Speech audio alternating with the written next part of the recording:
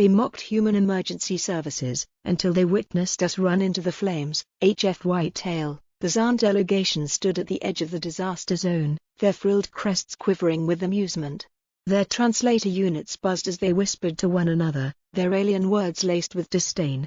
Primitive species, one of them muttered.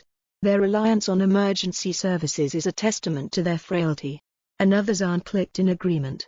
How could such a fragile race contribute anything to the Galactic Coalition? Fire suppression drones are far superior. The humans nearby ignored the barbs, their focus fixed on the blazing inferno consuming the building ahead. Smoke billowed into the atmosphere, casting an orange haze over the scene. Within the structure, dozens of lives, both human and alien, were trapped. Captain Elena Martinez adjusted her helmet and glanced at her team. We've got a situation.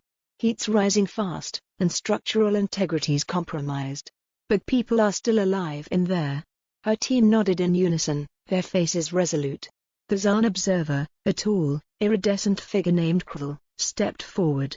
Surely you don't intend to enter that death trap. Our technology.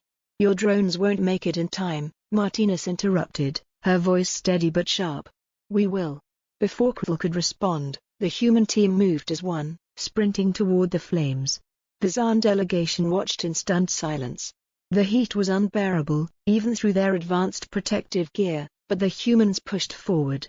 Martinez led the charge, her team weaving through the crumbling structure with precision born from countless hours of training. Room cleared. A voice crackled over the comms as a firefighter guided a trembling alien family toward the exit. Next sector, Martinez barked, her eyes scanning the smoke-filled corridors. Minutes felt like hours, but one by one, survivors were pulled from the wreckage. Outside, Krul's frills drooped in astonishment. They willingly risked their lives? Another Zaan muttered, for strangers?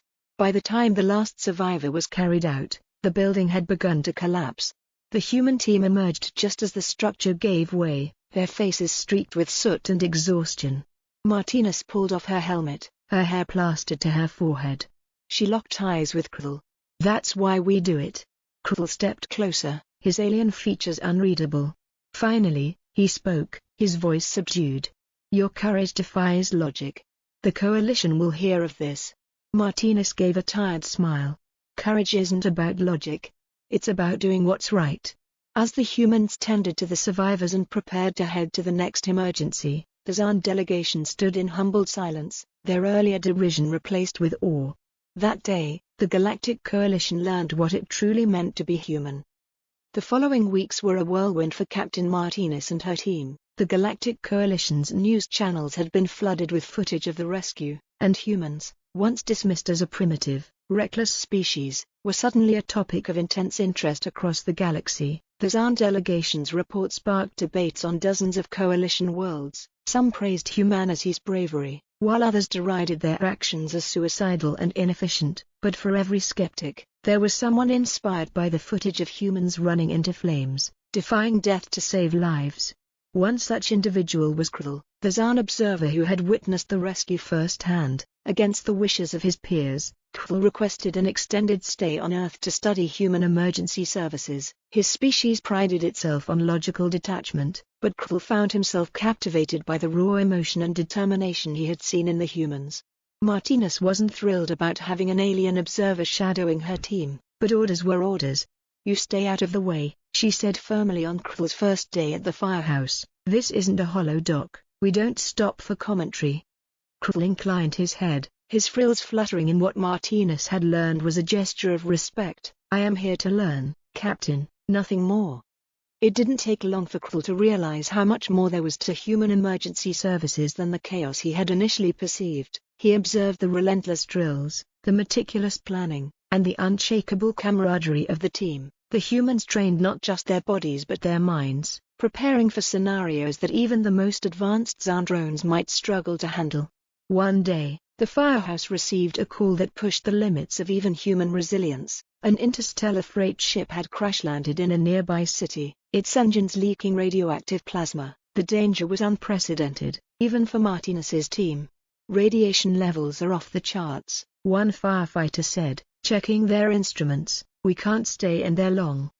Evac protocols are in place, Martinez replied, Her voice calmed despite the tension in the room. "But there's a crew on board, we get them out or die trying." Krill, who had been quietly observing, finally spoke. "This mission is illogical. Your lives outweigh the statistical probability of success." Martinez turned to him, her expression unreadable. "Maybe, but those people are counting on us, that's all that matters." Against all odds, the team managed to extract the crew, working in shifts to minimize exposure. When they emerged, battered but alive, Krill stood frozen, his frills pressed flat against his neck, as on sign of awe. "You willingly exposed yourselves to lethal radiation. For people you've never met," he said quietly. Martinez wiped the sweat from her brow, exhaustion etched into her features. "It's what we do." Krill was silent for a long moment, then, with a deep, deliberate gesture, he extended a frill toward her, as a symbol of profound respect. "Your actions defy everything I have been taught about logic and efficiency," he said, "but perhaps there is wisdom in your chaos." Weeks later, when Krill returned to the Galactic Coalition, his report sent shockwaves through the political and scientific communities. "Humans are not defined by their technology," the report read, "they are defined by their hearts, their courage, and their unwavering belief in the value of every life, qualities that no drone or algorithm can replicate." Soon, human emergency specialists were being invited to train teams across the galaxy. Coalition species began rethinking their reliance on cold, impersonal systems, incorporating human methods into their protocols. And on Earth, Captain Martinez and her team continued their work, unfazed by the galactic attention. For them, heroism wasn't about recognition, it was about running into the flames, no matter the odds, because someone needed them to.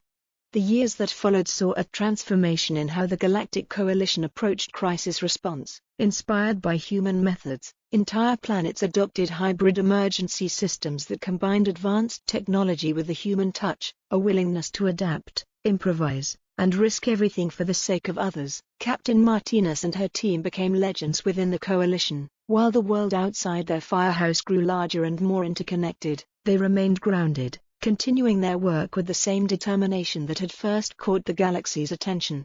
One evening, as the team finished a grueling 24-hour shift, a visitor arrived at the station. Krill had returned. But he was different now, his once iridescent scales were duller, and a new scar ran along the edge of his frill, a sign of a narrow escape from danger. He wore a Coalition insignia, one that marked him as part of the newly formed Galactic Emergency Operations Corps. "Captain Martinez," Krill said, his voice steady but filled with something almost like pride, "I have come to thank you and your team." Martinez raised an eyebrow. "Thank us? For what?" "For showing me what courage truly is," Krill replied, "and for inspiring me to bring it to my own people." He went on to explain how, after returning to the Zaan home world, he had advocated for the creation of a Zaan emergency response unit. At first, his efforts were met with skepticism. His people saw no logic in risking lives for others, but Krill persisted, using the lessons he had learned from Martinez's team to train a small group of volunteers. The turning point came when a Zaan city was struck by a catastrophic volcanic eruption. Drones failed to operate in the heat and ash, but Krill's team, using modified human techniques, managed to save thousands of lives. "It was not without cost," Krill admitted, his frills twitching. "We lost 3 members of our unit, but for the first time in Zaan history, we chose to embrace sacrifice for the sake of others, and now, we honor those who gave everything." Martinez listened quietly, her team gathered around. Finally, she extended a hand, which Krill hesitated before shaking, a gesture he had learned during his time on Earth. "You've come a long way," Martinez said with a nod. "I'm proud of you." Krill's frills flushed a faint blue, as an expression of deep gratitude. "I owe it all to you and your people. You taught me that true strength is not in avoiding risk but in facing it head-on for the good of others." As Krill departed, leaving behind a small token of Zaan craftsmanship as a gift, the firehouse grew quiet.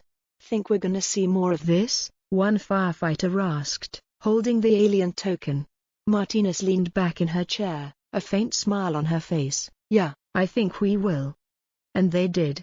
Over the next decade, the Galactic Emergency Operations Corps grew into a vital force, uniting species that once struggled to understand one another: human firefighters, paramedics, and disaster responders became teachers, mentors, and advisors across the stars.